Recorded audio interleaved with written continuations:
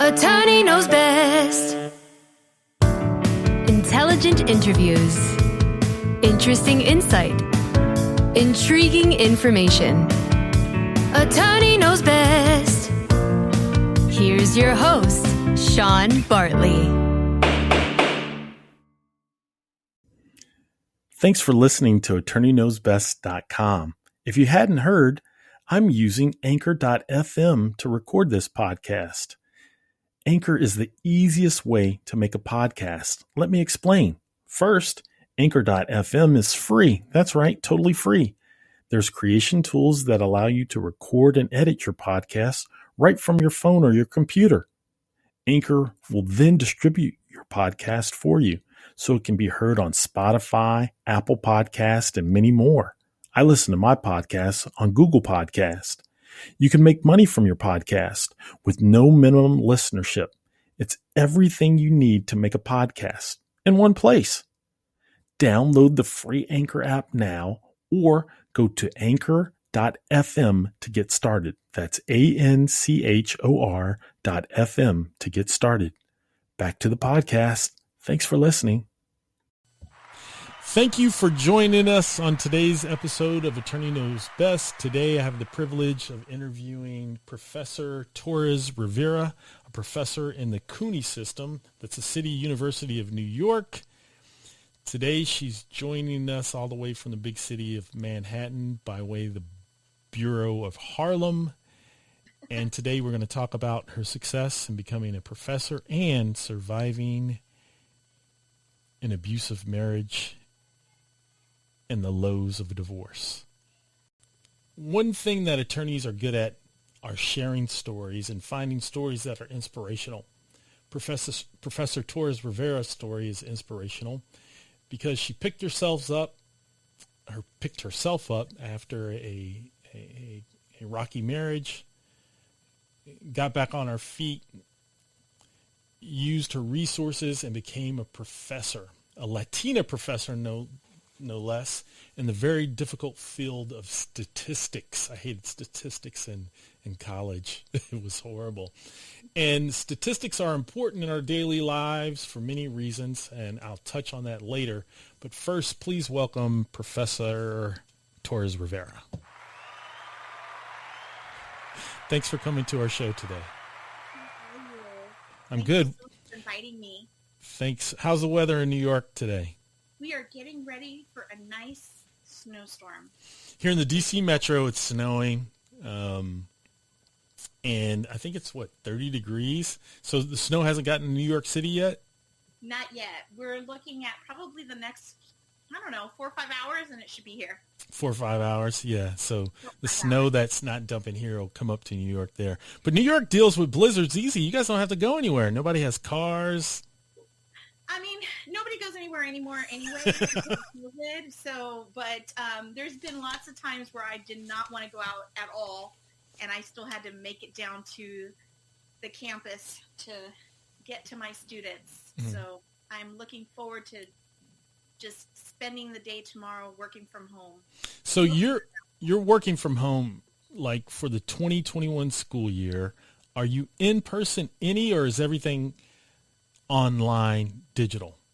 Online, digital. Most of the work I do is asynchronous. So my students are watching videos. They're doing sort of like crowdsourcing activities online. And then like office hours will be synchronous. So that would be a time where I can actually be with my students. And of course, there's all the committee meetings that everybody loves to attend. Right. In higher ed. So explain to our audience, what is the City University of New York? I'm familiar with SUNY, like Stony Brook SUNY, but I'm not familiar with CUNY, C-U-N-Y. What is C-U-N-Y? So City University of New York, CUNY, is just it's a group of colleges, community colleges, four-year colleges, graduate schools within the actual city, within the 5 boroughs of New York City, that belong to a group. similar to like the UC system or the Cal State system, UC system meaning University of Cincinnati? What?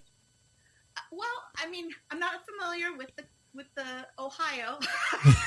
So what is UC system? Yeah, but it's like SUNY, but instead of it being through the whole state. So UC meaning University of California throughout the whole state. There's all these colleges and universities through the whole state.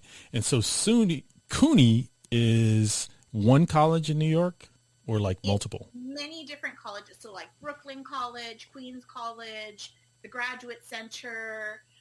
We have a law school. We have several community colleges. And so all of them are kind of the same system. They all work together, and they're all head up by our chancellor. And so basically we're just, one system. It's just like SUNY, except instead of the state, it's just the 5 boroughs. I hear New York City in the background with the sirens. Is that Governor Cuomo running down the street to go work out? Yeah, promise. Yeah. I hope not. I turned off my Citizen app, so I don't know what's going on. So you're at the Graduate Center for the City University. I'm at a community college and Hunter College. You're at Hunter College and a community college. What's that community college's name? I'm sorry, I couldn't hear you. I said, what's that community college's name? It is Gutman Community College. Stella and Charles Gutman Community College. It's the newest community college within the CUNY system. And you're a professor at Gutman College and Hunter College. I heard of Hunter College for some reason. I don't know why I've heard of it. It's famous for a TV show or something. It seems like every time I watch something that took place at some point in the, especially in the 60s, like Mad Men, they had referenced Hunter College lots of times. I think Gossip Girl also. I don't know if you've been watching Gossip Girl, Counselor, and that's where you heard it. No, it's too effeminate for me. I would never watch that. I used to watch Real Housewives of New York, so maybe one of those girls went there. So at the community college, I teach statistics to undergraduate students.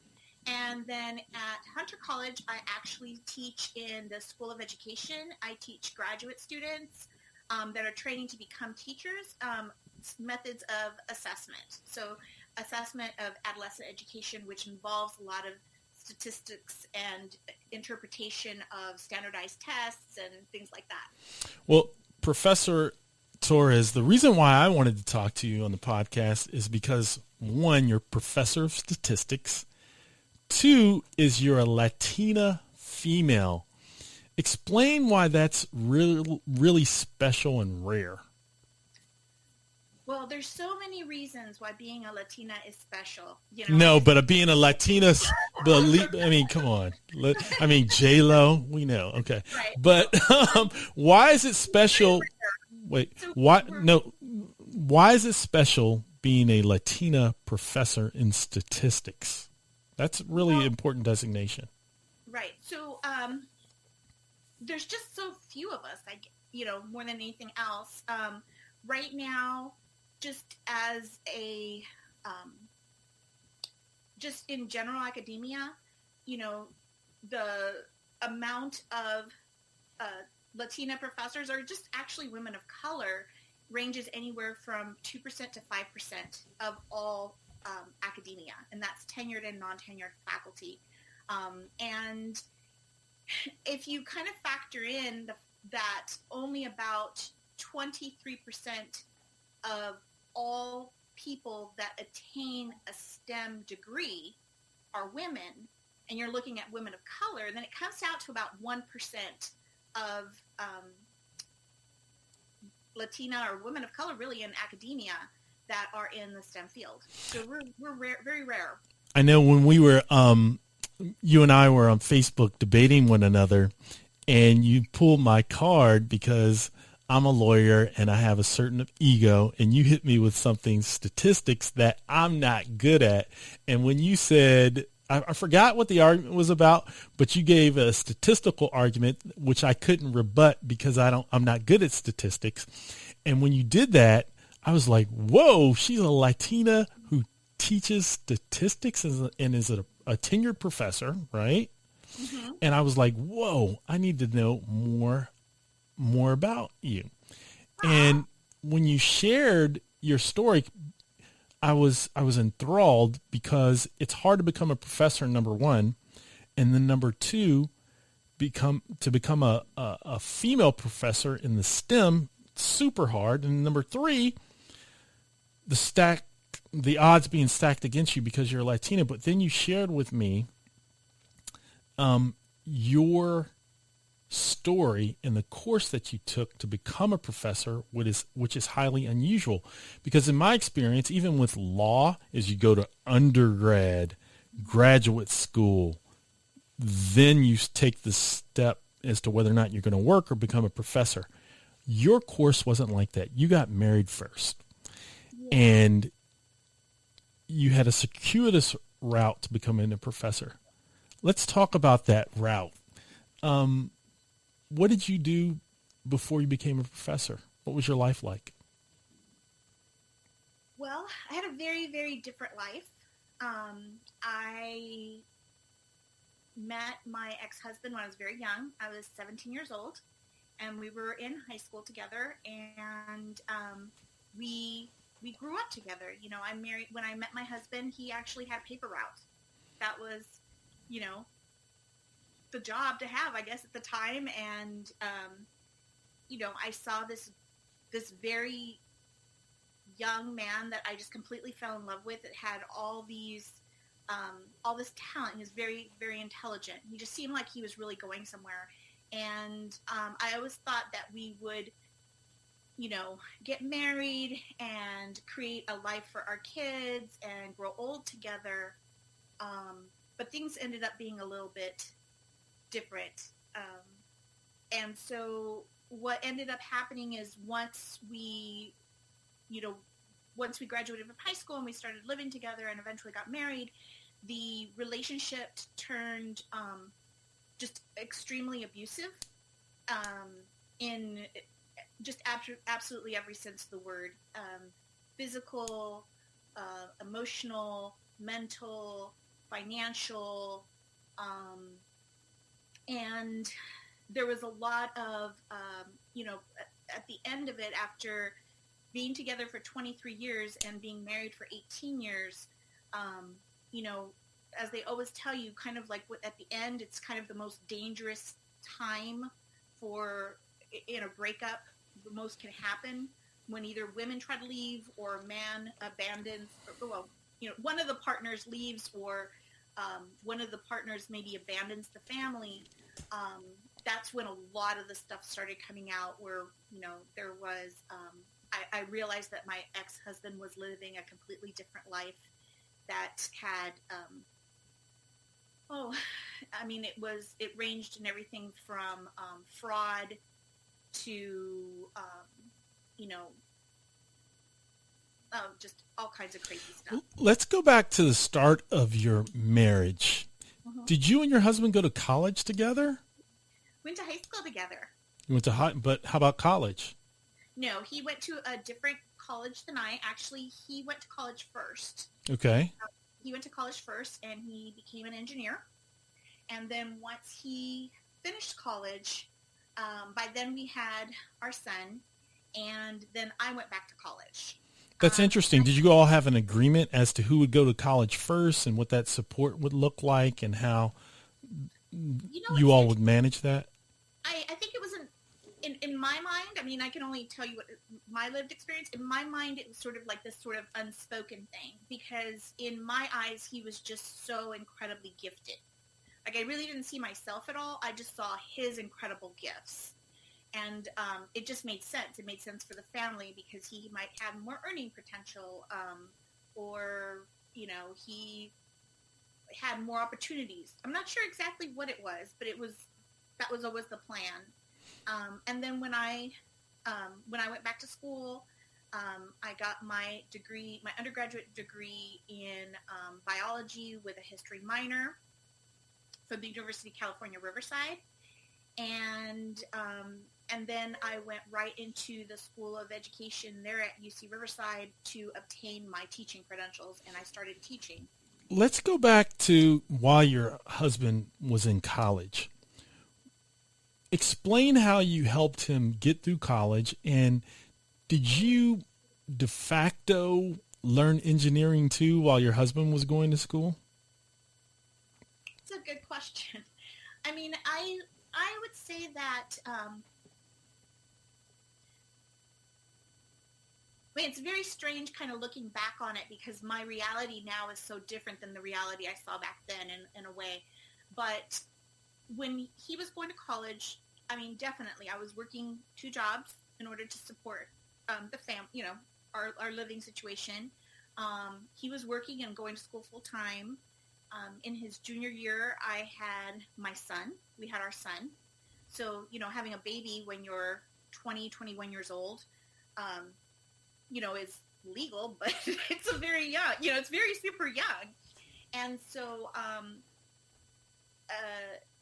there's taking care of our child, and keeping the house together and doing the laundry and, cooking dinner and that kind of stuff. And I have to tell you, like, I loved being a wife and mother. I absolutely loved it. I can't say enough good things about that role. I have all the respect in the world for women that get to dedicate themselves to their family like that.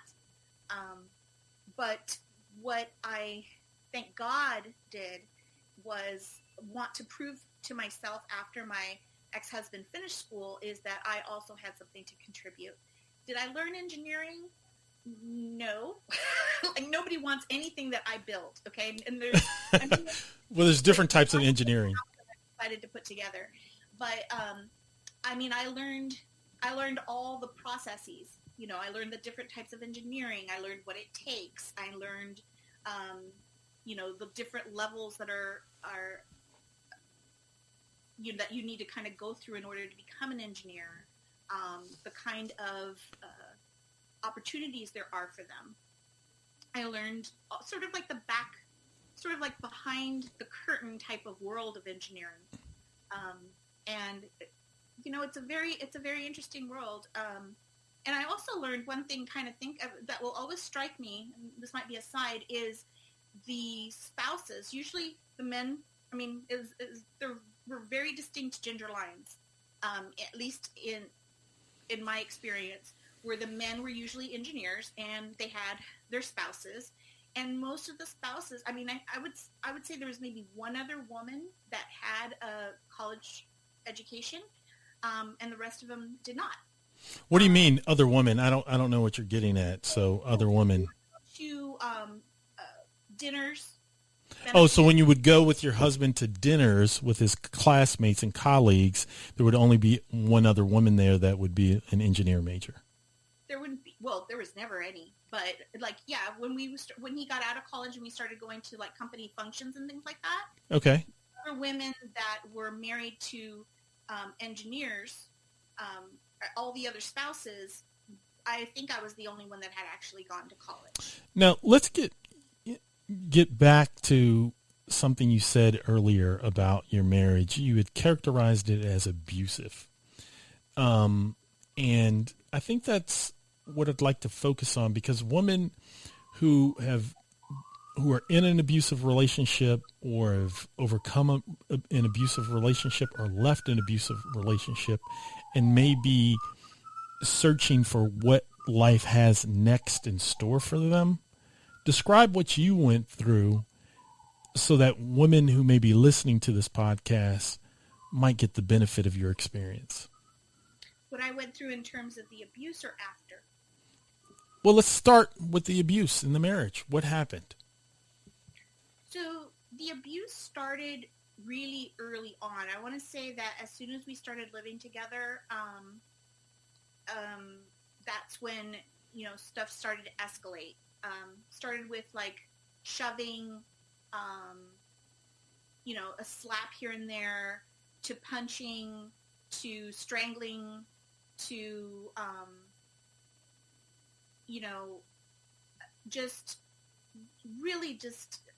and it's crazy. I know a lot of people are going to be listening to this and thinking, well, why didn't you leave? That's a different thing. But, I have to tell you, just actually hearing myself say these words and admit to it is really even hard now. Mm-hmm.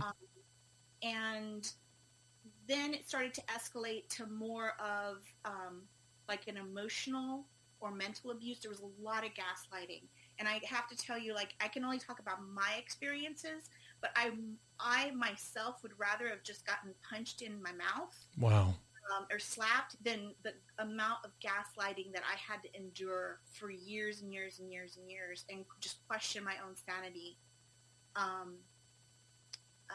Now, this is a sensitive question, but lawyers ask sensitive questions. And sometimes, I'll tell you, we don't know how to ask them, sometimes with empathy or sympathy, but I'm going to try. What type of abuse did you suffer? I mean, I know there's different types of abuse. Like, I know a woman who suffered financial abuse and suffered emotional abuse, and she never had physical abuse. What type of abuse did you endure? And if you don't mind, share a specific story. Well, I mean, definitely there was the physical abuse, right? Which slowly diminished. It was worse when we were younger, and it slowly started to diminish, where it just ran into sort of like getting shoved or getting pushed around. I was shoved and pushed around into a lot of walls. It was less often that I would get slapped or something like that. But I can tell you, one of the things that even now will just shock me to the day I die is his amount of control that he had over me. And I'll give you an example. This is going to sound crazy, but I'll tell you. So towards the end of our marriage, he was having an affair with one of his employees. He had done this many times, and I didn't find out until later, but he was having an affair with one of his employees. By this time, he was a president of a Fortune 500 company. He was doing very, very, very well. And all the dreams that I ever dreamed of were happening on the outside, right? And in order to carry on their affair, he had gotten an extra cell phone so that they could communicate on the bat phone. Yeah. And so he had his briefcase inside the house. I was cooking dinner, and we were all sort of like in the grand room or whatever, and his briefcase started ringing. And I saw his phone was on the counter. It wasn't his phone. And I was like, hey, what's going, like, your briefcase is ringing. And I just remember him getting up in my face. He's like, you don't hear anything. You don't hear anything. You don't hear anything. Whoa. And so help me God, I could not hear that phone anymore. Wow. He could just completely overpower my brain. Just completely overpower my brain. And I really, really thought that I was going crazy. I really thought I was going crazy because, even though he was just he was just a complete jerk, for lack of a better term, right? I still really cared about him, or I really cared about the life that I wanted to have, or I really thought he was the most intelligent person I'd ever met in my life, or I really didn't want my son to suffer because he didn't have his dad in his life anymore. He was never, and I want to make clear, he was never abusive to our son. Never. It's interesting. That I would have put up with. I stayed because I wanted my son to have his dad. You mentioned that your ex-husband became a vice president or president of a Fortune 500 company. When you say he became president of a Fortune 500 company, what role can you describe you played in him becoming a president of a Fortune 500 company? In my eyes, I will always say that I played a huge role. Without a doubt. Women, wives of successful men play a huge role. You take care of things that they don't have to worry about. I know that's how it is in my life. Yeah, I mean, and God bless you for realizing that, and I know you hold your wife in incredible esteem, and you're always talking about what a wonderful partner she is and how she really lifts you up, and I think that's a beautiful thing. I mean, from my eyes, I was his cheerleader, from day one. I was always gushing about him. You can ask anybody that, I knew me through these years. Nobody knew what was really happening. Really, nobody knew what was really happening. Very few people knew. And he, I always made sure that when we went someplace, if I was, on his arm, I looked perfect. I was on my best behavior. I was doing the role of the corporate wife. I was, you know, just trying to act as best I could. I kept our homes as beautiful as I could. I always made sure he looked great, making sure that he had, the right clothes, the right look. I feel like I had a huge role in that. And one of the things that really hurt at the end of our marriage, when it was just, things got horrible. I mean, things got the worst at the end of our marriage during the divorce, was how much I was sort of cut out of his success. Mm-hmm. And how I was just completely diminished. Who diminished you? Did he or did his lawyers? Both. And, Mm-hmm. it was just like, I mean, when you're together with somebody at the time that and I met him when I was 17 years old, and he left when I turned 39 on my birthday, by the way. That's a stinker. What a creep. Birthday. During those years, that's when you're building up your retirement accounts, Mm-hmm. right? That's when you're really starting to plan for your future. Those are really formative years. His salary grew tremendously during that time. Give us an example of how his salary grew from the time he graduated college, started working with this Fortune 500 company. Give us an example of how that grew. Well, I can tell you that we were living in California, Southern California, and he was a president. They had many presidents, but one of the presidents of a Fortune 500 company that built homes during the housing boom. So he was, and this Fortune 500 company also had a mortgage division. So you can imagine, with all the problems they had, they were giving mortgages left and right to people. So right. They could buy homes, right? Grocery store clerk during the boom could get $1 million mortgage. Yeah. Right. Yeah. 2008, before 2008, let's say 2002 to 2008. Yeah. Mm-hmm. Right. And he left in 2007. So, I remember being at home and him having these stacks of papers, and they would be applications of people, waiting in line to buy his tract homes. And they would claim to work at Del Taco or Taco Bell. They don't have Del Taco, unfortunately, back east. Taco Bell. And they would claim to be making $7,000 a month. And I was like, are you really going to give these people a mortgage? And he's like, I don't care. Wow. I don't care. And he's like, I don't care. So, I mean, let me just say this. There would be every 3 months, so 4 times a year, we would go to these meetings called quarterlies, right? For the company. And at the quarterlies, they would get their bonuses. And their bonuses for 3 months of good work would be 6 figures. Wow. 100,000, 200,000, 300,000 bonuses. And if they kept working really hard, guess what? Come back in 3 months and you'll also get another big bonus. I mean, the money was like, we went from, like I said, I met a boy with a paper route. 5 kids in his family. His dad was a sergeant in the Air Force, right? Really struggling. And he went to making this amount of money. And it just, I feel like it just was never enough for him. And he just kind of got lost in the middle of it, but yeah. Let's fast forward to he leaves you on your birthday. You're 29, 39? Yeah. So you're 39 years old. He leaves you. Did he leave you with money? No. What happened? He took everything out of the bank. He went into, well, I should say, one of the things that happened when he left is that he got fired from his job as a president of a Fortune 500 company because he had been sleeping with his employees.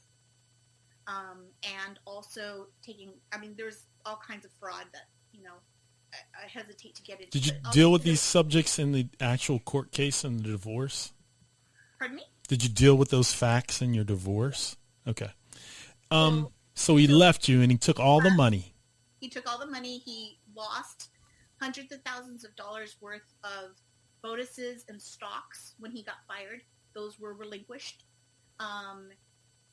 He then went in and started liquidating our 401ks, our Roth IRAs, our any sort of retirement account. He just started liquidating. And I'm just like, what are you doing? What are you doing? Were you able to stop him? My first attorney wasn't great like you. My first attorney had problems. He was not able to, I mean, I didn't know what to do. I mean, I keep in mind, like when he left, I was a complete mess. I was a broken ball of just mush on the floor, trying to keep myself together to make sure that my son graduated from high school. So he left you and you had one son. Mm-hmm. Did he leave you any money when he left? How about personal bank accounts? No. Savings? No. Cash on hand? No. Did he leave you in the house that you all had built for your family? Yes. And so what happened when he left you with no money? What happened? Well, I had a little bit of my inheritance. I had a little bit of money from an inheritance that luckily I had been smart enough to never put in both our names. So I had a little bit of money.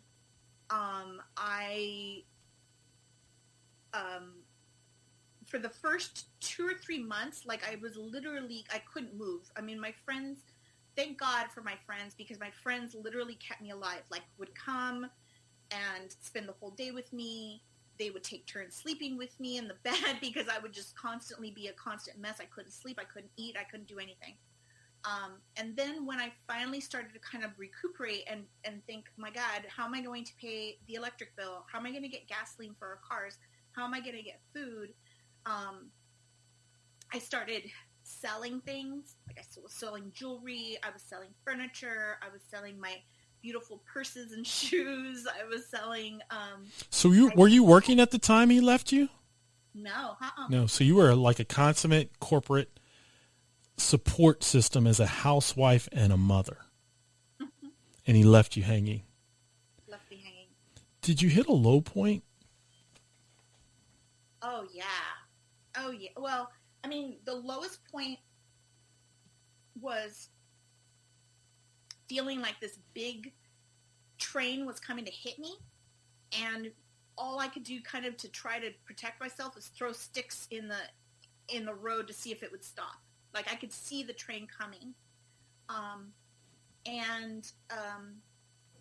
There was plenty of times, and again, this is not easy for me to admit, but there's plenty of times where I just wanted to die, and I probably would have killed myself if it hadn't been for my son. Mm-hmm. I didn't want my son to not have any parent. And so, I survived because I had to. I literally had to. And I remember there was even instances where I almost felt angry that I couldn't kill myself because I had a son. Like I was just like, I cannot believe this. Like this could all be over.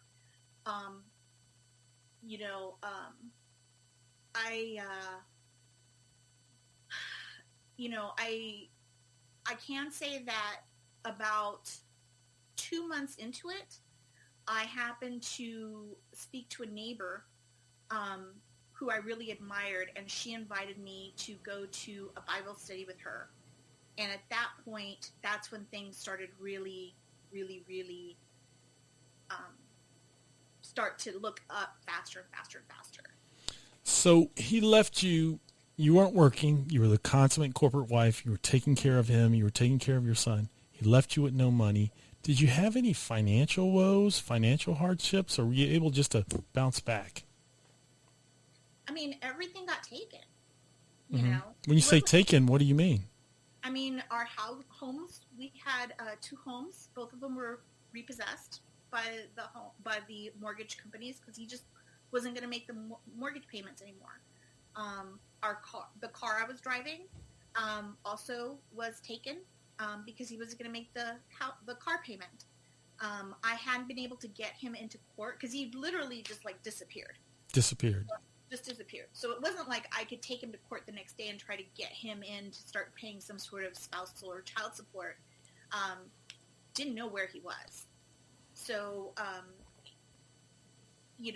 I had no way to really survive. I was scrambling as best I could. And keep in mind too, that when he got fired, there went our medical benefits. And my son was a senior in high school playing football. And his dad takes away our medical benefits. Like, that's the kind of abuse that really messes with your head. Were you experiencing financial abuse during the course of the marriage or just after he left? I mean, he definitely had control of everything. I didn't have, like, if I wanted to go shopping or something, I would hide the bag so he wouldn't know. Or something like that. Or he was always, I think, and I have to tell you, I think that's one of the reasons I got so good at math was because he was constantly asking me, where's this, where's that, what's the, what's happening with this, how much did stocks make this month, how much is this, how much is that.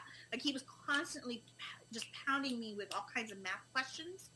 So I think that's one of the things that actually made me good at math. But I mean, when you're in that much constant fear, like when he was coming home from work, I remember just running around the house, making sure that everything looked perfect and making sure dinner was on the table because maybe I could control him from getting angry. What would he get angry about? He would get angry about anything.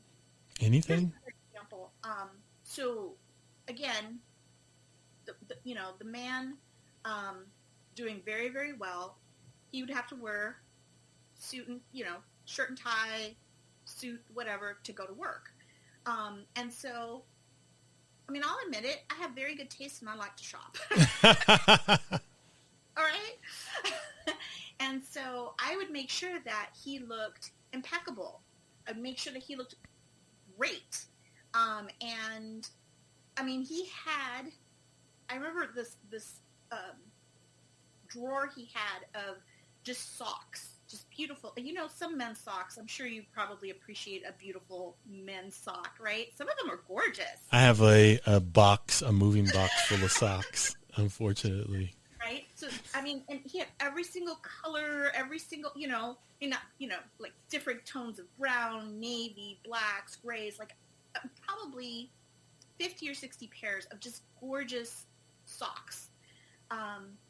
And I remember he would get up at like 6 o'clock in the morning to get himself ready, and I would always sleep a little bit longer while he was getting himself dressed and stuff. And I remember one time I was just completely asleep, and I woke up because he started throwing stuff at me.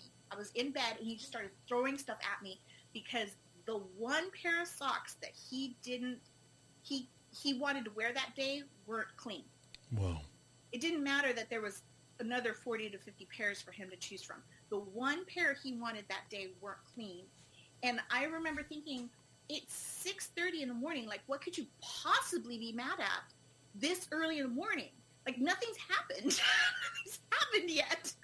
So it was really a constant state of just kind of a brewing anger that I had put upon myself to constantly try to calm. I was constantly trying to sort of smooth that water, which, again, now looking back, I don't know why I thought I had the power to do that. Did your family or friends know that he was physically and emotionally abusing you? I did have one or two friends that knew about the physical abuse. Very few of them knew. If anybody knew that it was the gaslighting, no, because not until after, because I didn't even know I was getting gaslit. Give me an example of gaslighting in a relationship. Well, like the phone. The phone was the most, Where he would say to you, the phone is not ringing. What do you mean? So what? Yeah, and I would stop hearing it. It wouldn't stop ringing. Like I could hear it ringing, but I would be like, am I not hearing a phone? I'm not hearing a phone. I'm not, what's going on? That's crazy. That's crazy. It would be like you're imagining things, you know. I would say, but this just happened, you know, or I found a lipstick in your, no, that's your lipstick. You've just completely forgotten. You've completely forgotten that's yours. You're crazy. You're Wow. crazy. And I don't know why. I mean, did you share any of this with your friends, your family, your mom, your best friend? no, my mom I never told anything about my mom. My mom still doesn't know. I just haven't had the, But what is she going to say when she hears or sees this? I don't know. I don't know. I'd have to probably have a sit down beforehand. But my friends later, they found out.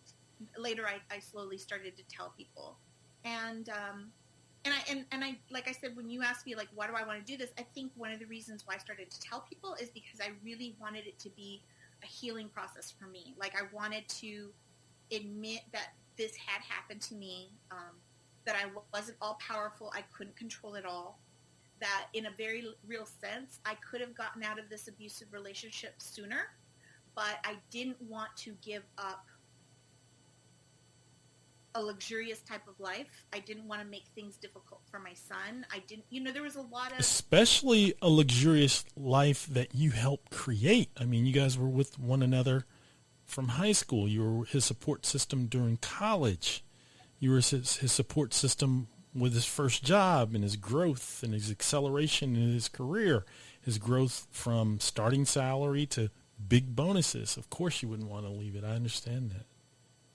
So, I mean, you know, when you look at it, when there's term, and especially towards the end where, you know, I will always think in my mind, like, if he could have just killed me and gotten away with it, I really feel like he would have.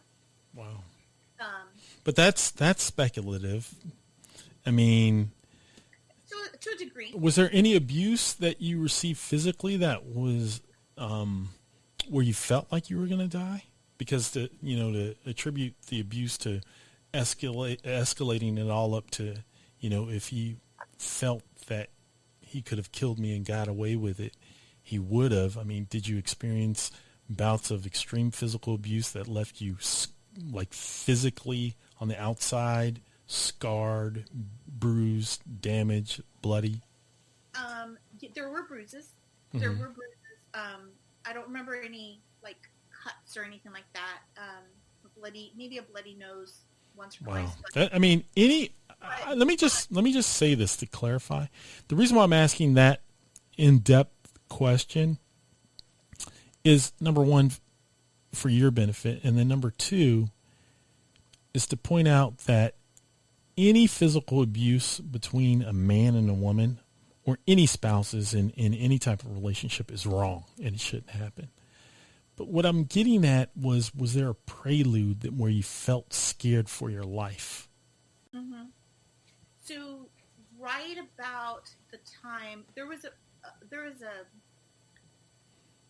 period of 2 or 3 days right before he completely left where things were starting to unfold rapidly. Like all his lies were starting to kind of like just sort of like get thrown out there.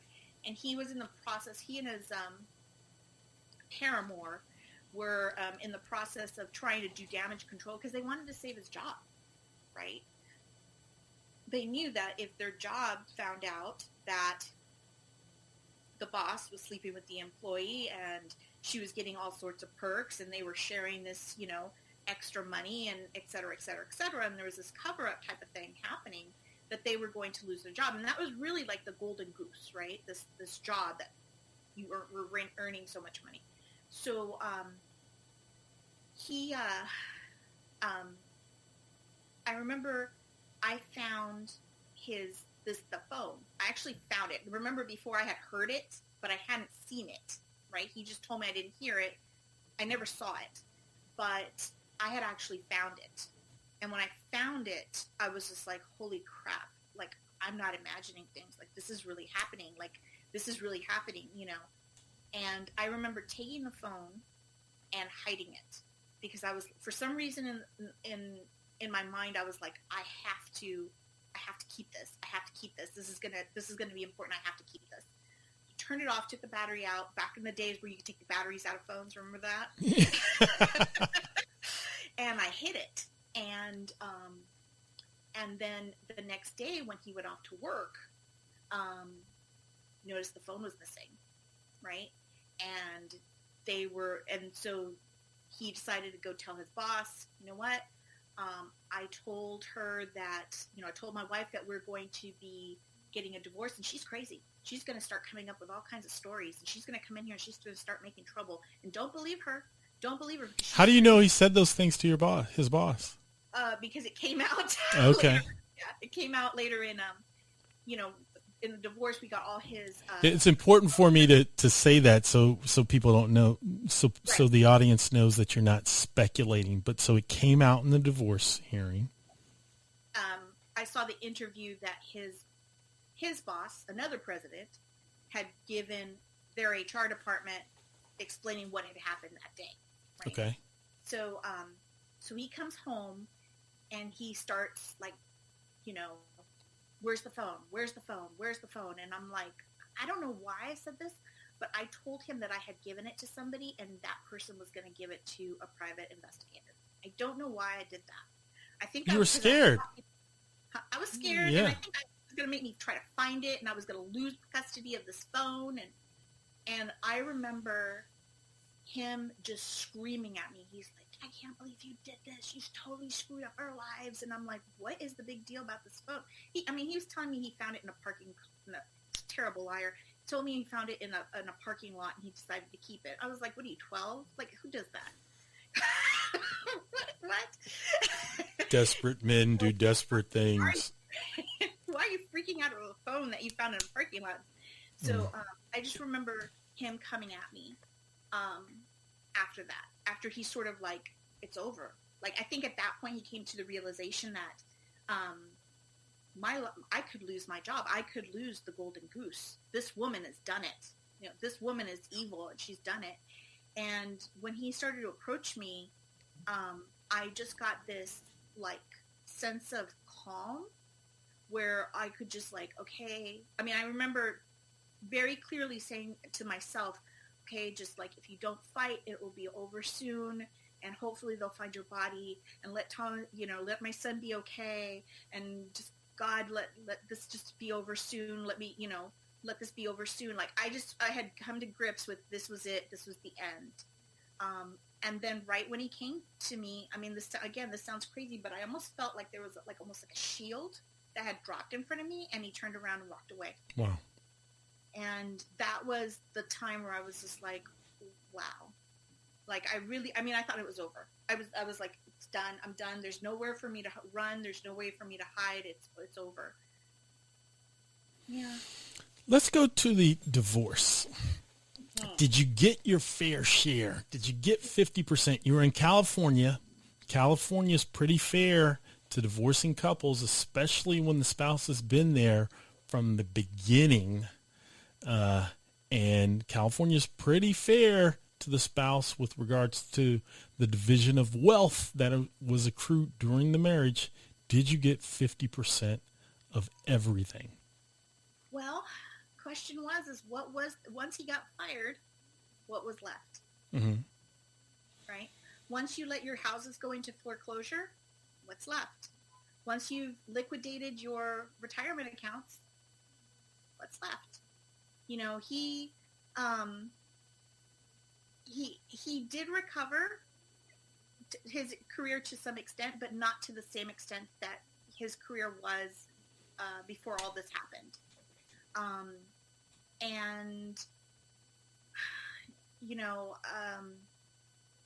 As a woman that didn't have a job, didn't have a way to make mortgage payments, couldn't get a mortgage on my own, houses had to be sold, or if you don't pay on them, then I guess they're going into foreclosure. Nobody gets anything. So in that sense, I guess I could have gotten 50%, but there was nothing left to split. I mean, he just Wow. literally destroyed everything. Did your lawyer go after him and make him recoup everything? And because there's a situation where spouses try to spin down, right? So And they try to spin down, they try to hide money, but the accounts and the statements speak for themselves. And when he takes the money and he spends it down, the court sometimes can say, well, you spin it down to defeat your spouse. You're going to have to make up for it. So if there's $1 million in the bank, he takes $1 million, spends it all and says, hey, there's nothing left. The court will still say at the time of your separation and the intent to get divorced, there was $1 million. She's entitled to 500. Come up with it. The court didn't do that? Well, we went after him for breach of fiduciary duty Mm-hmm. because we tried to make the argument that because he had actually broken company policy by being involved with someone who was his employee, he was a direct report to him, that he had purposely or he had irresponsibly gambled with our stocks and his bonuses and things like that. And I was still entitled to whatever he would have received, right?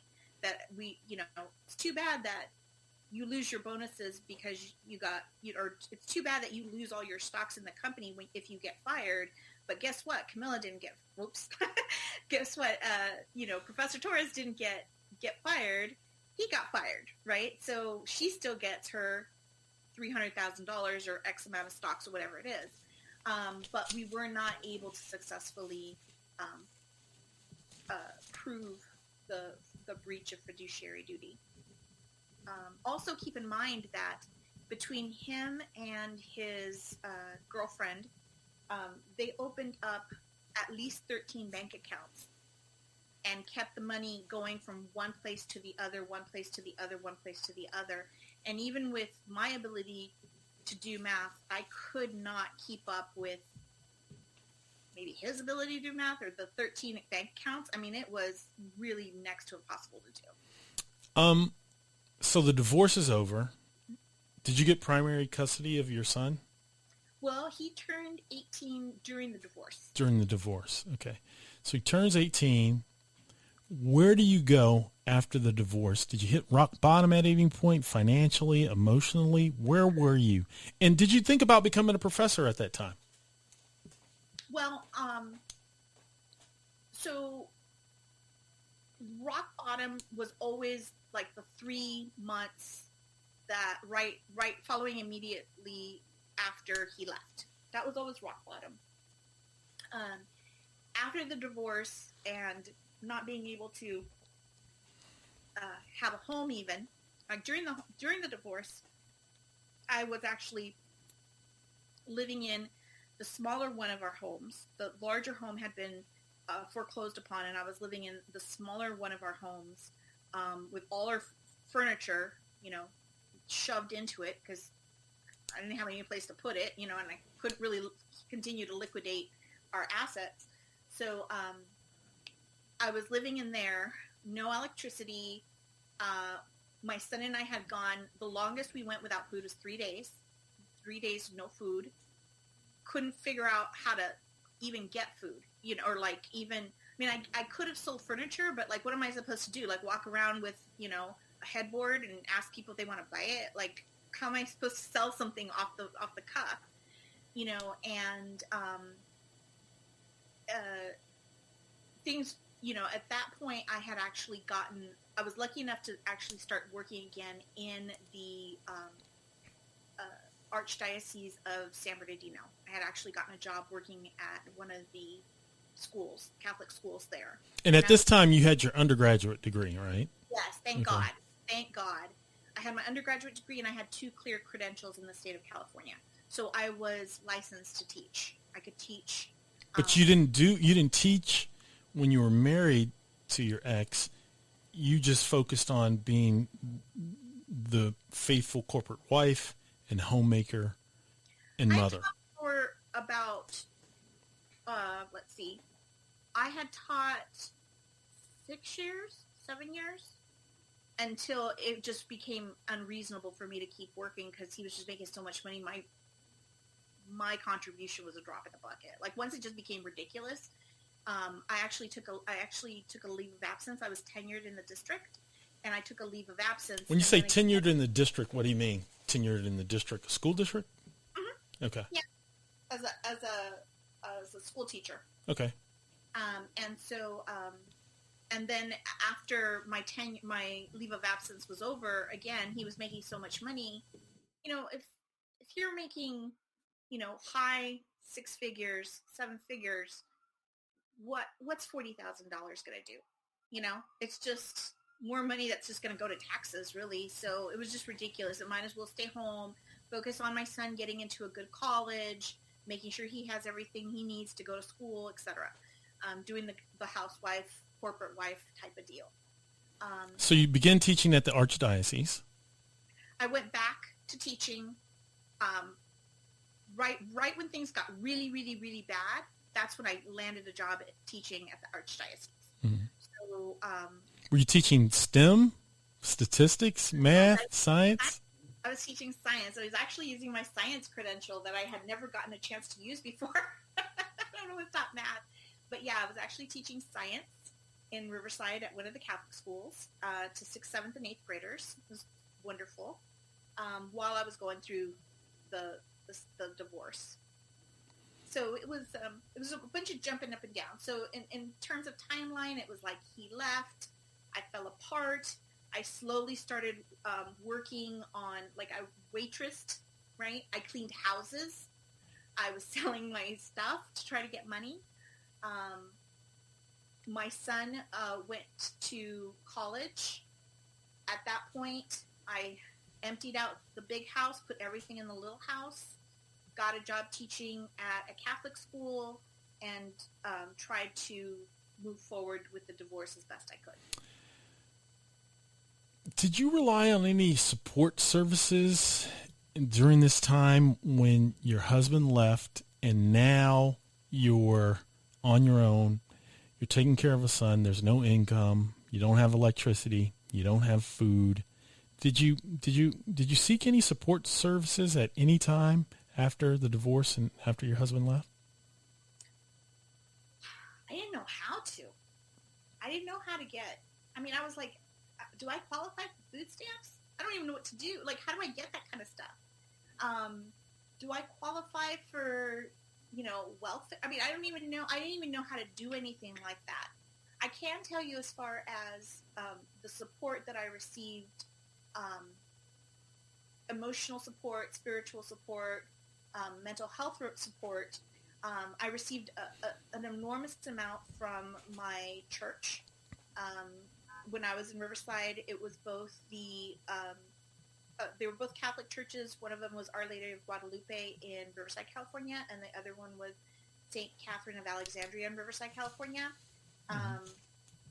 The parishes there were incredible, unbelievable, truly carried me. Another huge amount of support was through an organization called Bible Study Fellowship. And they're throughout the world, BSF International.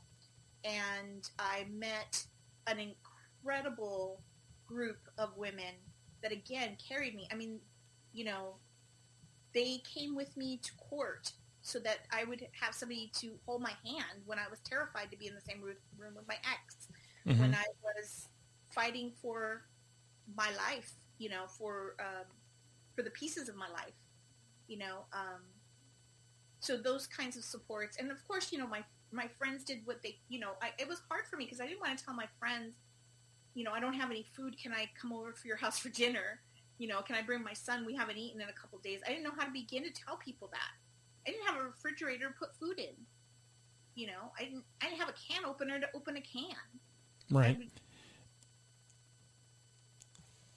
You're at, I think, Our Lady of Guadalupe teaching, or was that a different school? I was at St. Catherine's of Alexandria teaching. St. Catherine's of Alexandria teaching. All right. And why did you decide to become a professor at that point and risk it all? I mean, you're down on your luck. Yeah, so when the divorce was over, and I really didn't get a whole lot, um, like I didn't get a big lump sum where I could get myself together. My houses were in foreclosure. What was I going to do? You know, I didn't have any money to get them out of foreclosure. My son and I were sharing a car, and a friend had let me buy, I went from driving this brand new BMW to a broken down Jeep Wrangler, that constantly needed mechanic repair. I just looked around Riverside and I was like, why do I stay here? Like, what's here? What's here except me walking around seeing the ashes of my old life? Like, everything I see is so painful. Like, literally just heart-wrenching and confusing, because I didn't understand how any of this could be quote-unquote fair or just, right? So I started looking for jobs outside of California. I was just like, screw this, I'm out.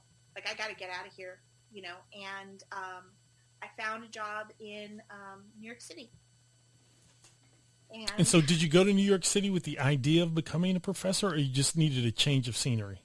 I needed something that would pay and someplace where nobody would kind of know me, that I Had you been in New York before? I had. I always loved it. New York's great. It's exciting. I thought, there's tons of opportunity. I can make this work. That was the mentality I had. I can fix things. I'd gotten through most of my life surviving on, I can fix this. So I came here, and I spent the first 2 years living here. Again, not much of an upgrade.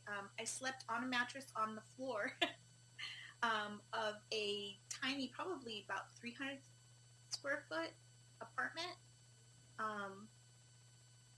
Not in the best area of town, scary area of town, trying to get a job that, or trying to kind of get myself up on my feet.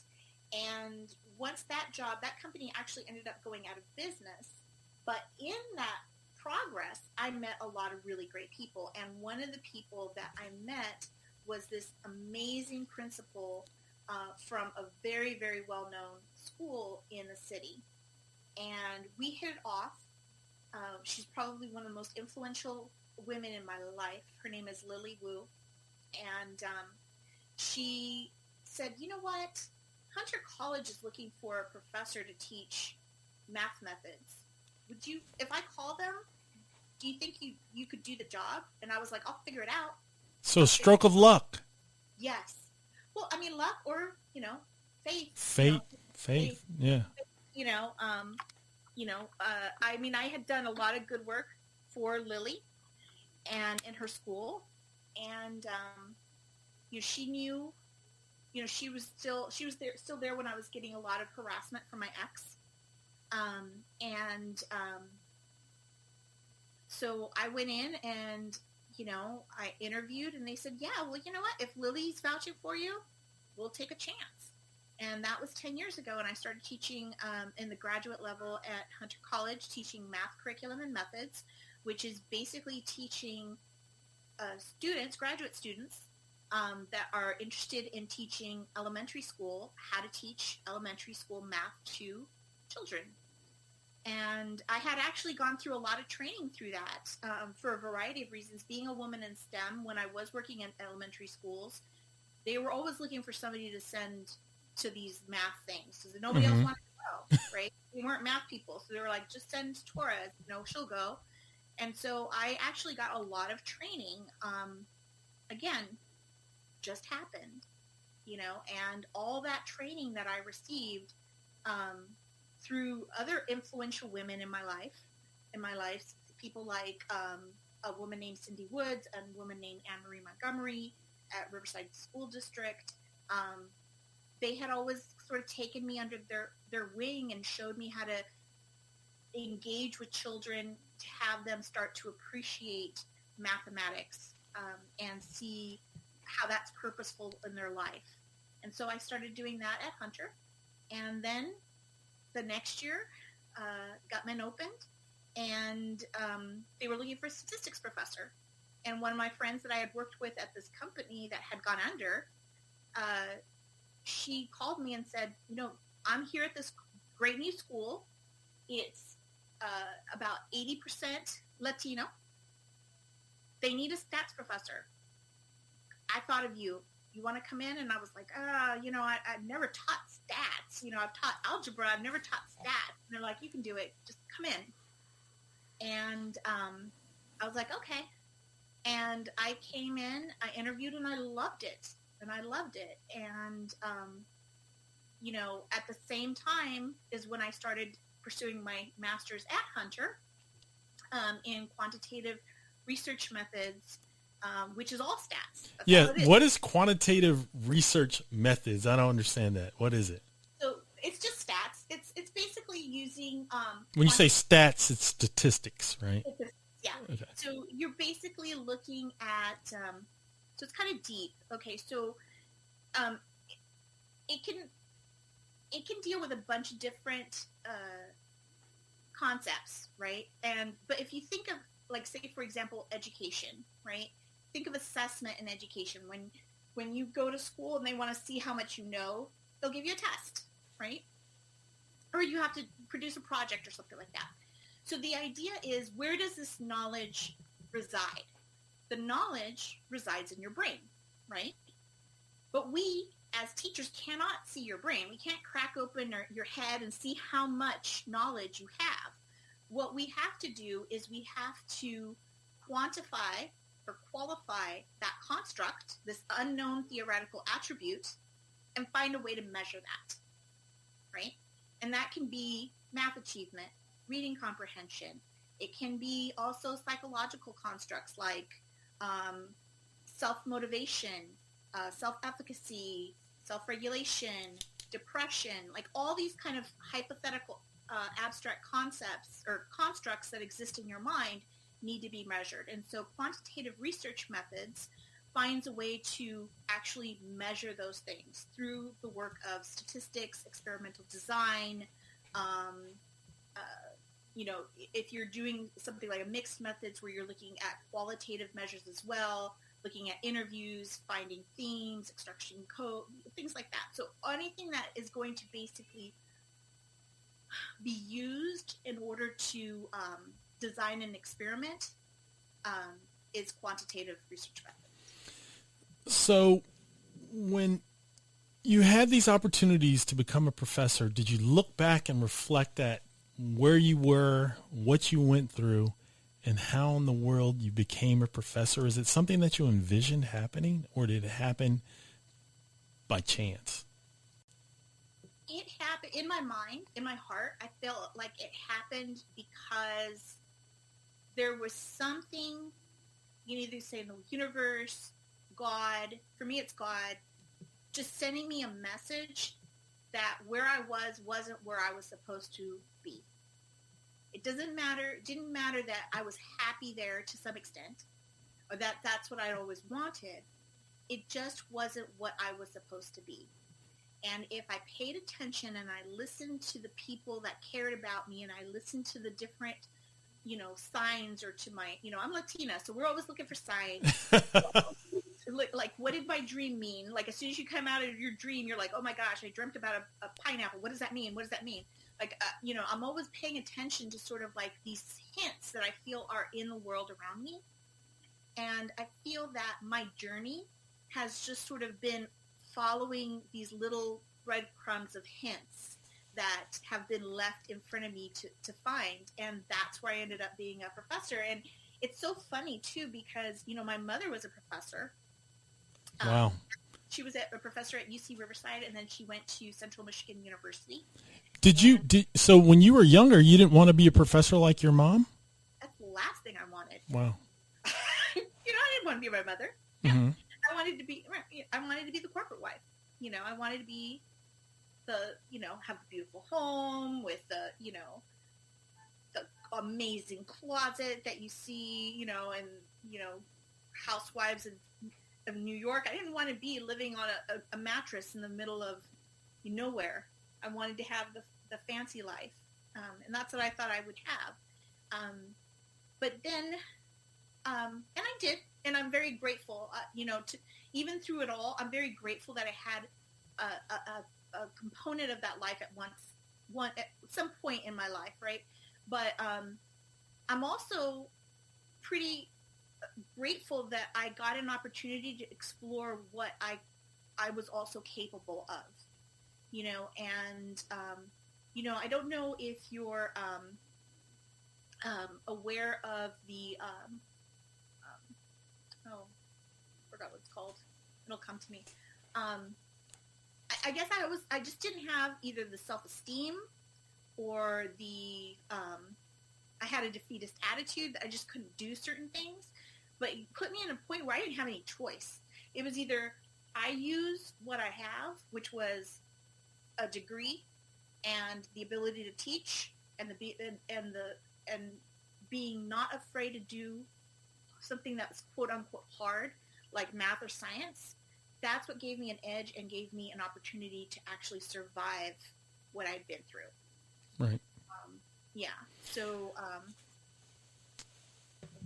Explain what it's like to be a professor, especially a Latina professor in statistics. Is there any difficulty, or is it mostly triumphs and prestige? There is very little triumph and prestige, I think, in academia at all. Really? Academia is a really rough arena. It's really, really rough. It's very competitive.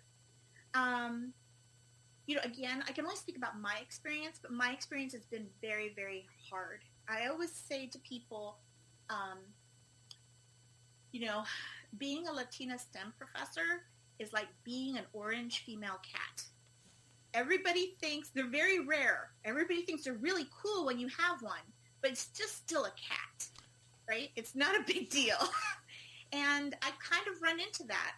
I feel like I've really had to prove myself over and over and over and over again. I've had all kinds of just really, frankly, nasty things said to me, because I don't have my doctorate, I just have my master's degrees. I've had people say to me, not getting a doctorate is something you decided to do. Nobody made that decision for you. And I'm like, why are you putting me down because I have a master's? What, are you crazy? What, are you crazy?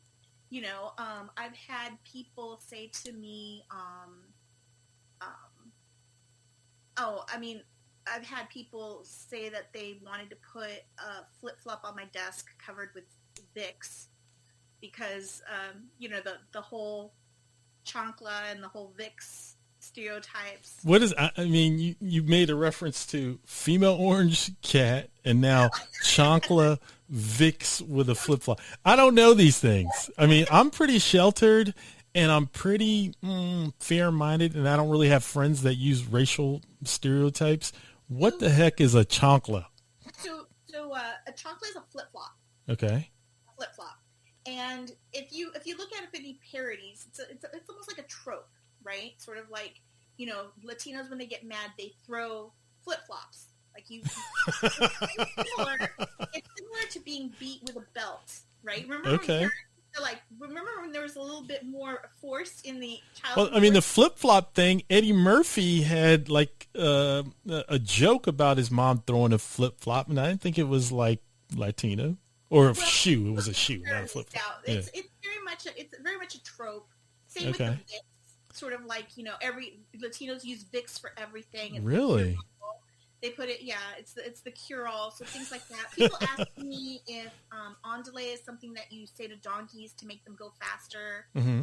I live in Manhattan. What do you think I know about donkeys? Like, why are you asking me this? Just really random things. So you have some stereotypes and some other people's beliefs that you have to deal with and overcome. Is that what you're saying? Yes. Okay. It's not unique to being Latina, right?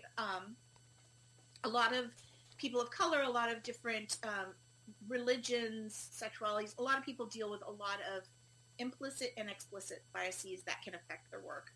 But I can tell you, as my experience as a Latina, it's been very difficult. It's been very lonely. I know very few Latina professors, and I don't know that I know another one. I think I know one other Latina in STEM that is a math professor at another one of the CUNY colleges. It's,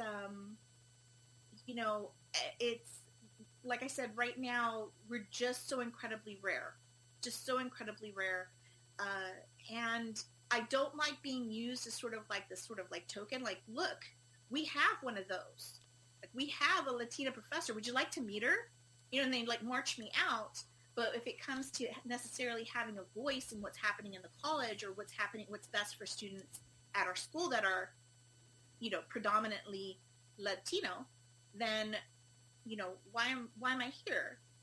I can appreciate that you want to, that you want there to be equity in the workplace and for the workplace to represent your student body. But we have a long way to go before that happens. And if you want that to happen sooner, maybe you should listen to what the Latinos on your faculty and staff have to say, right? Don't just march us out when you feel like you want to show that, look, we hired somebody, we hired a Latina professor. I do feel an added, pressure, I guess, to do my best, because I really feel like I am just crucified if I do anything wrong. If I say anything accidentally incorrect, I feel like, oh my God, how is this going to come up?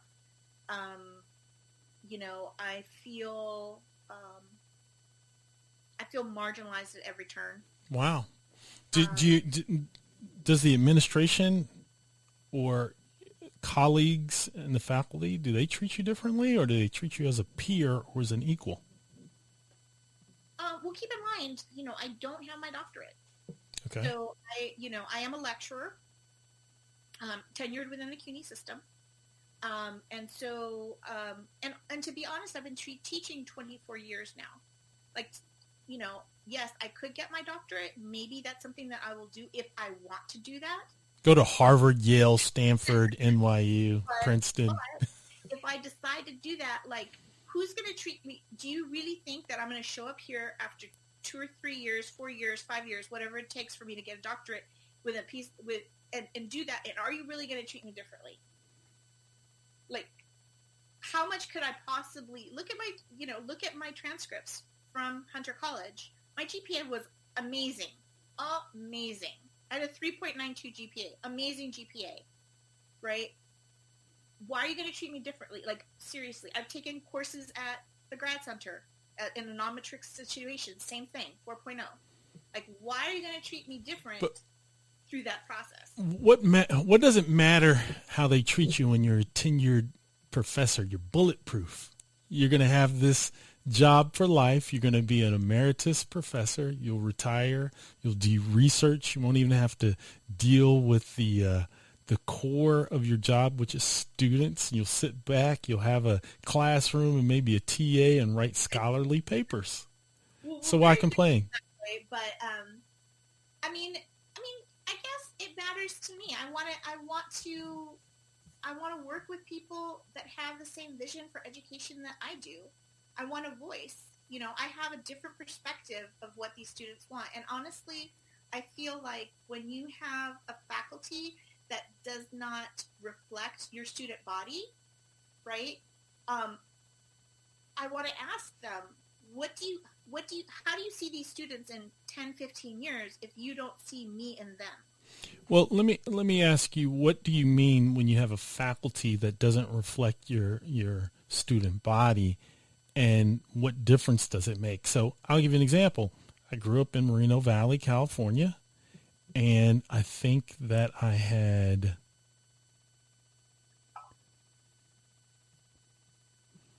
3 or 4 teachers that were African American, and maybe 1 or 2 that were quote unquote ethnic minorities. What difference does it make whether or not the faculty look like the students that they're teaching?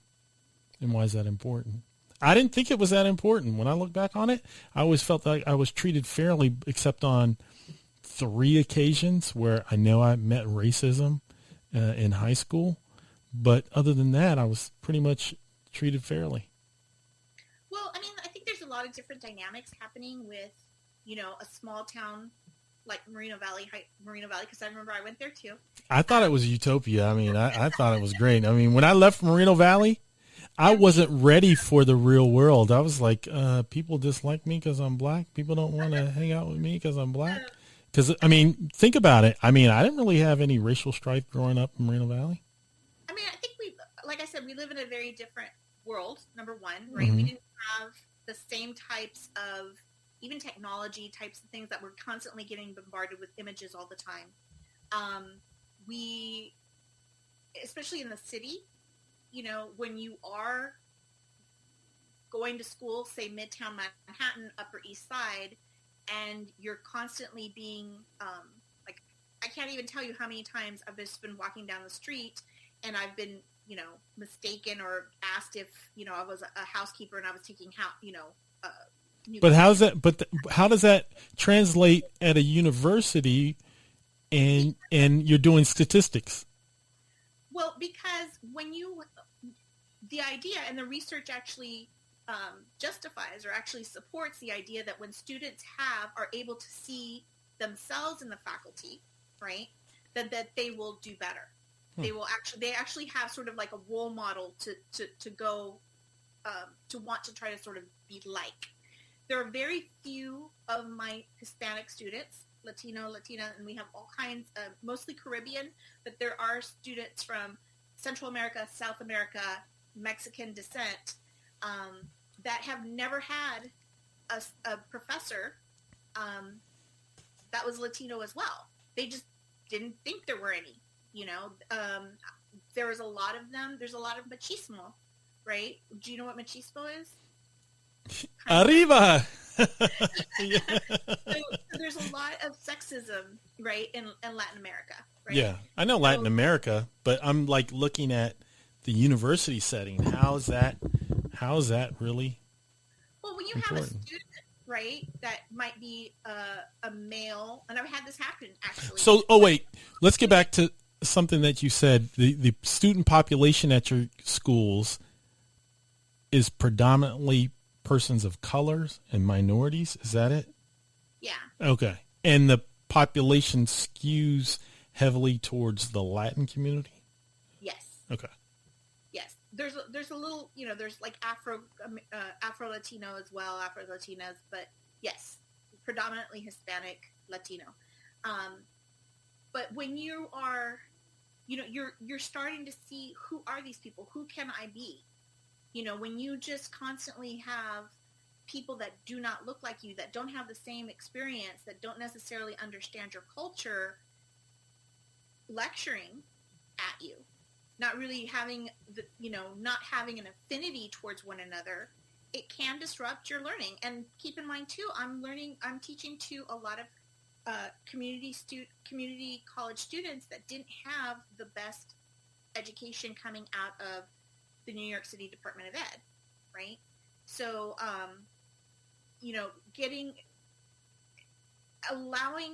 having an affinity towards your professor, having an idea of that they might have a shared experience with you, that they understand what it's like to have to, you got to make sure that you got to get home because your mom's got to go to work and somebody's got to be there with grandma. Like that kind of stuff is just constantly happening, the idea of the family, the idea of the language. My dream is to actually be able to teach statistics in Spanish to a group of students that just want to learn it in Spanish because, after all, it's statistics. I'm not there to teach them English. I'm there to teach them math. If they feel more comfortable, if their obstacle is just having to code switch on the same time that they're trying to learn math and they're comfortable with it in Spanish, let's go. Let's do it. So there's a shared affinity, certainly.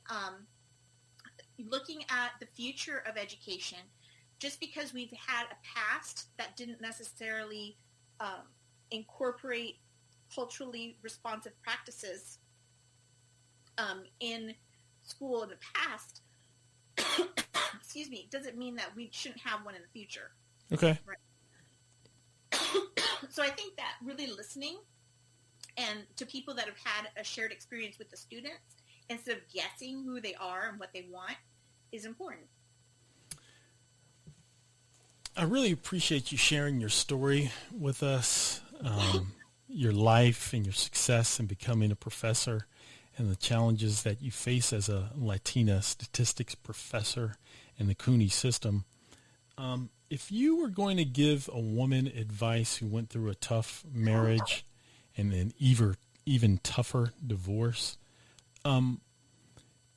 what advice would you give them?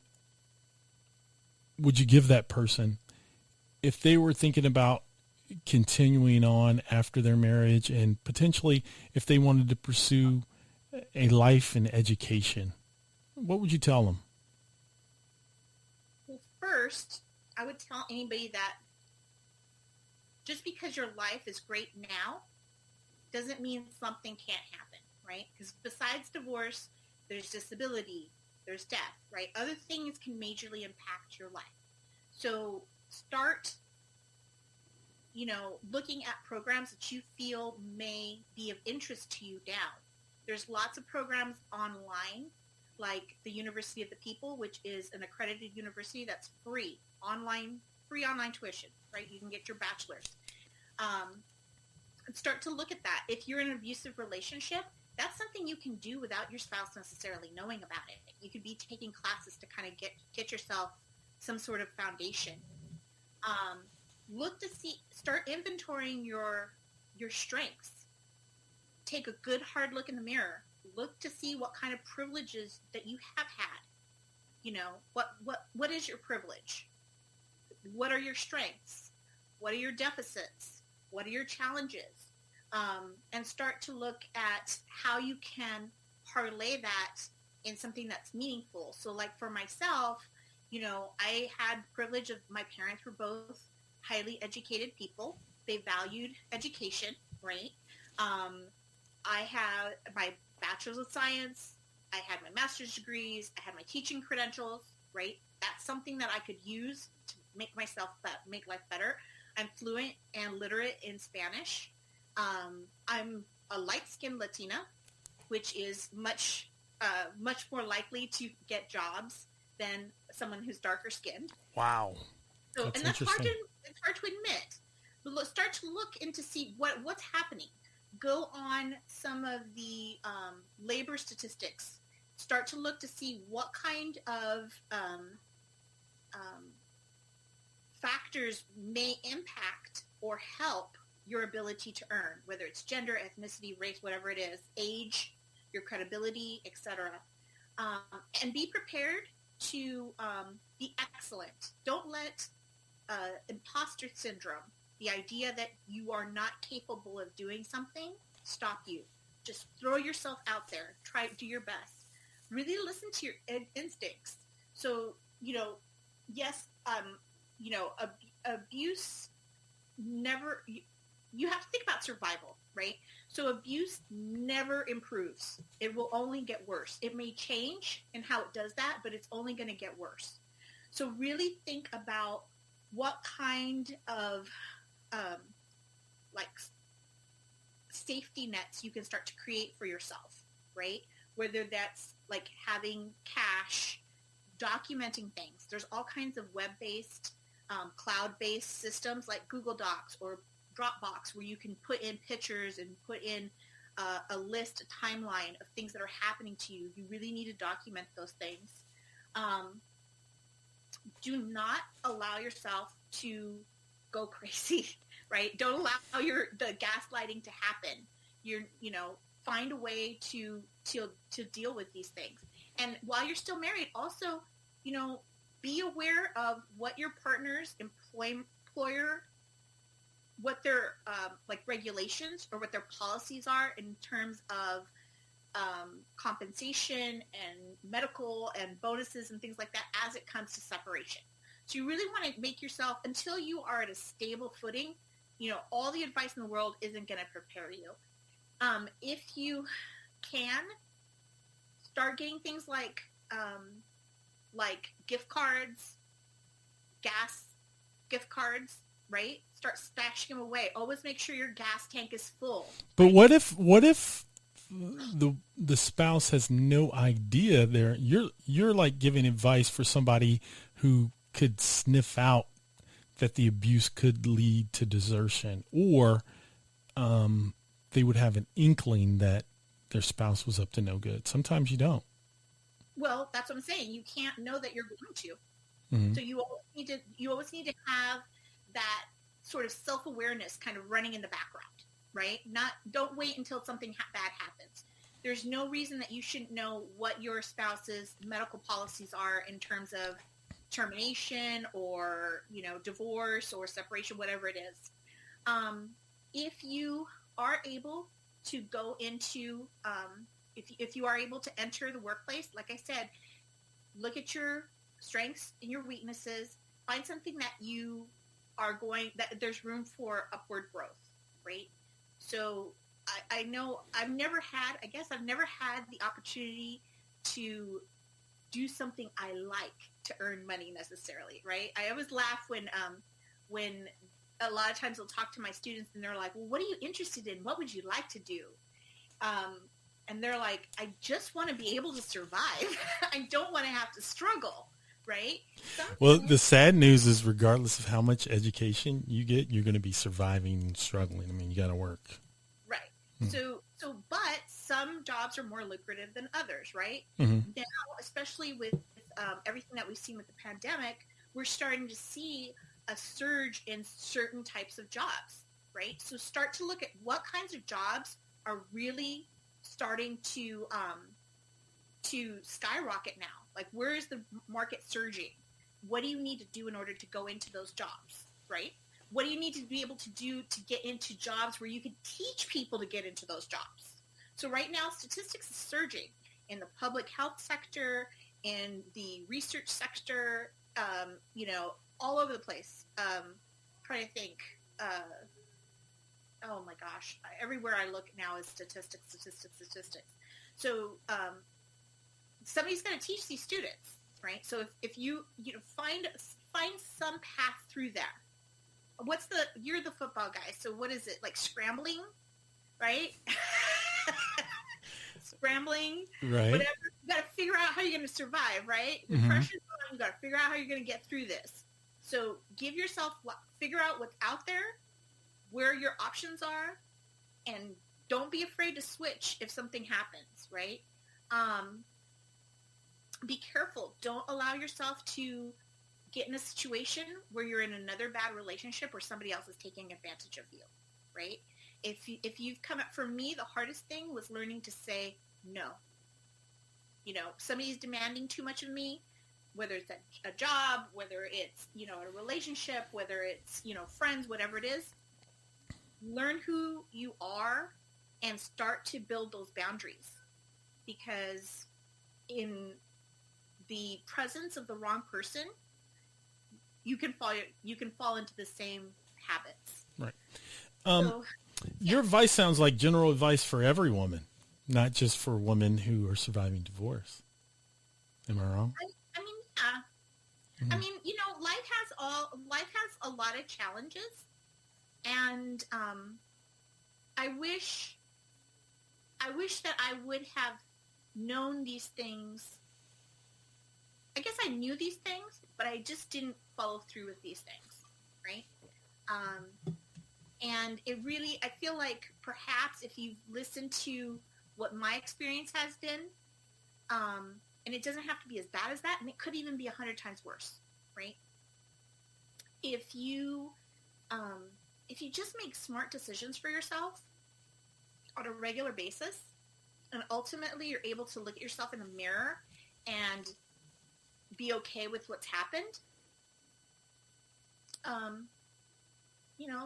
it's all good. It's all good. It's a big picture. It's a big picture advice. All right. I'm going to give you an opportunity. Well, thanks for sharing your story. And I hope that the advice and your story that you've shared can help other people who've gone through abusive relationships and divorce. And, seek to proceed and be successful in their lives after divorce, so surviving divorce and becoming successful after divorce. I think you've done a great job in sharing your story and your success. I could go on and on talking to you about statistics. I might even, if you have a slideshow or something or video link. You can go to my YouTube channel. Oh, you have a YouTube channel. All right. Yeah, Stats with Torres. What is it? Stats with Torres. And it's Torres. Mm-hmm. Okay, Stats with Torres. Send me the link. It's got all the classes I teach in there, from elementary stats to... I need elementary stats. So I need your first introductory class to stats. I need the first lesson so I can wrap my head around it. I'm going to hook you in. Maybe we can collaborate on something. Like, I'd love to get myself on, get myself some legal data and run some prediction models and see what's going on. And I've always been fascinated by what's happening in the minds of jurors and you sent me a slideshow and I was very impressed with it. I was like, whoa, this is neat. Maybe, and I forget what it was, but I understood something better that I didn't understand in undergrad. And unfortunately, when I took undergrad stats at the University of Maryland, it was taught by graduate students whose first language was not English. And so they I couldn't comprehend what they were saying to explain the complexity of statistics. And it was like a horrific time and it turned me off. But I'd be very appreciative of any slideshow or video you could share with me, and I'll share it with the audience, and maybe they can get the same benefit. I will send you one that I use to teach type 1 and type 2 errors that uses the O.J. Simpson trials. That's the one you sent me, the O.J. case one. That's what you sent me. Probably, yeah. That's one of my favorite ones. And it still went above my head, unfortunately. Two types of errors, yeah. Yeah, you sent me that one. That's the one you sent me. I always like to give guests an opportunity to ask me questions. I usually do all the questioning. Do you have any question that you'd like to ask me that I might be able to answer for you today? Not legal advice, but about me personally. And if it's legal advice, maybe I can give it. I'm not a New York attorney. I'm a Maryland attorney, so be careful. Let's see. In your experience, when you see people hurting, right? Either through the legal system, either because, they're just friends and they've kind of experienced something traumatic. And they're, like I said, divorce is one thing that's traumatic. There's lots of other things. How do you learn from that? How do you, besides being an empathetic person towards them, how do you learn lessons from other people's experiences?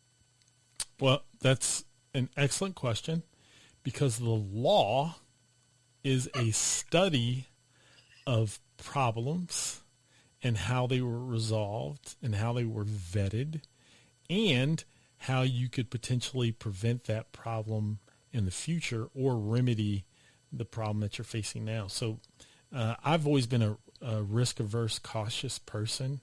And so I always listen closely to other person's problems and try to plan and think my way to a point where I can avoid the problem from ever happening or anticipate the problem happening and then trying to predict it to avoid it.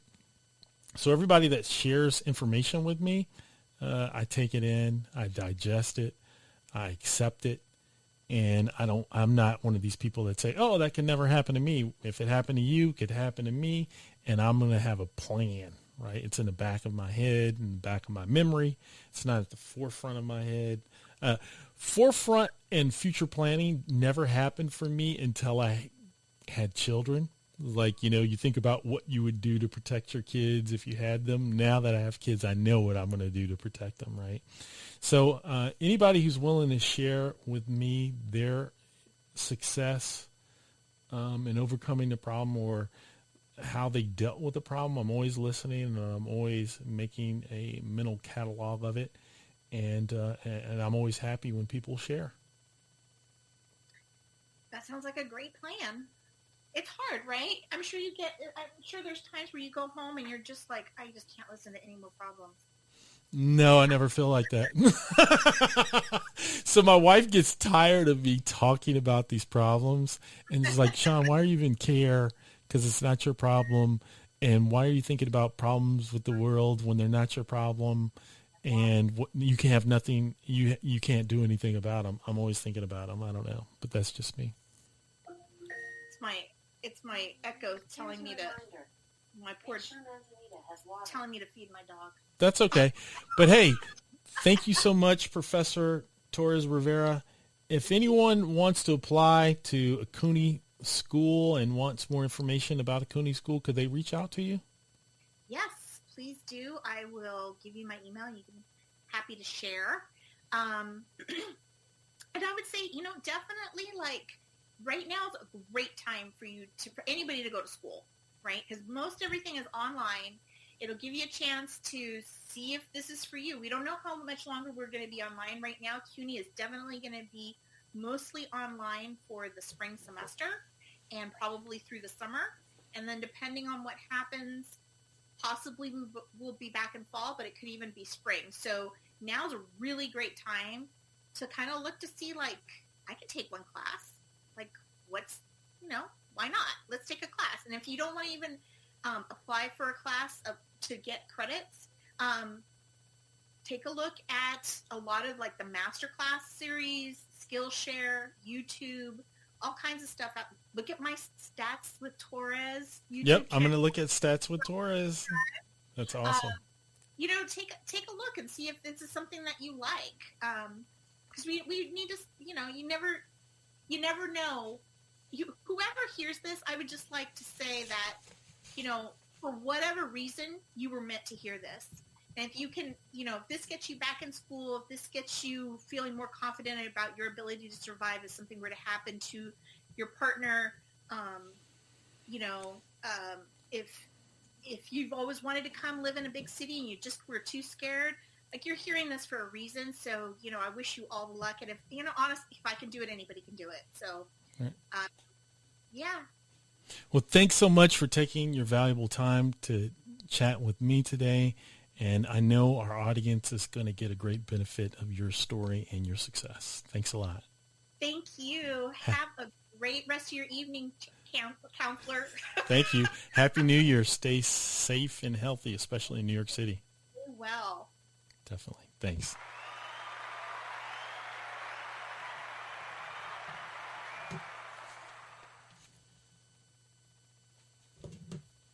Perfect.